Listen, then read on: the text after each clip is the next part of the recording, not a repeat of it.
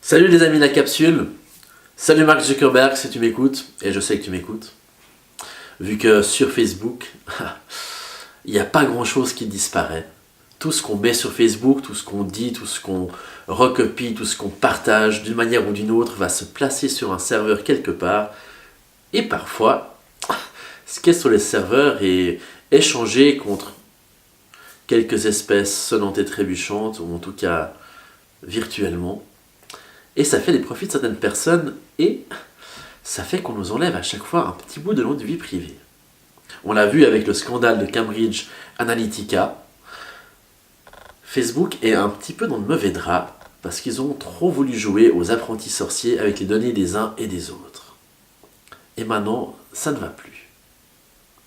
Alors je trouve assez intéressant de voir qu'aujourd'hui dans l'opinion publique, en tout cas, la question de la vie privée, elle vient vraiment sur le devant de la scène. On se rend compte que ça a une grande influence, pas juste sur la petite vie privée des uns et des autres, mais sur les gouvernements, sur la vie communautaire.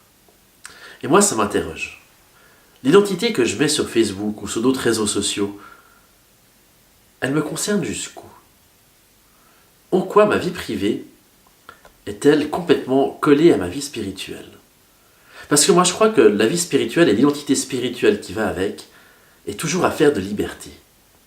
Quoi qu'il se passe, tout ce que je donne lorsque je vis ma vie spirituellement, je ne le perds jamais. Il est juste offert pour nourrir quelque chose qui va grandir un peu plus. Alors moi, ça m'interroge, vu que toute une série de personnes sont prêtes à quitter les réseaux sociaux pour justement protéger leur vie privée. Je me dis, est-ce que c'est pas dans ces moments-là que précisément l'identité spirituelle doit pouvoir venir s'affirmer et dire « Ah non !» Là, il y a un truc qui ne tombe pas comme ça de vrai.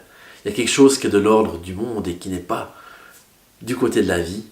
Il faut peut-être venir précisément là témoigner qu'il y a quelque chose de vivant, quelque chose de libre, d'intouchable et de précieux qui est toujours là.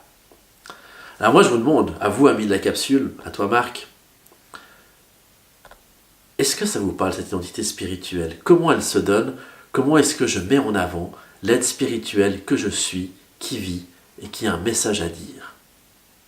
Moi, je me réjouis de vous entendre, de vous lire, et en tous les cas, on se verra la semaine prochaine si Facebook tient encore. Salut! Pom, pom, pom, pom, pom, pom, pom.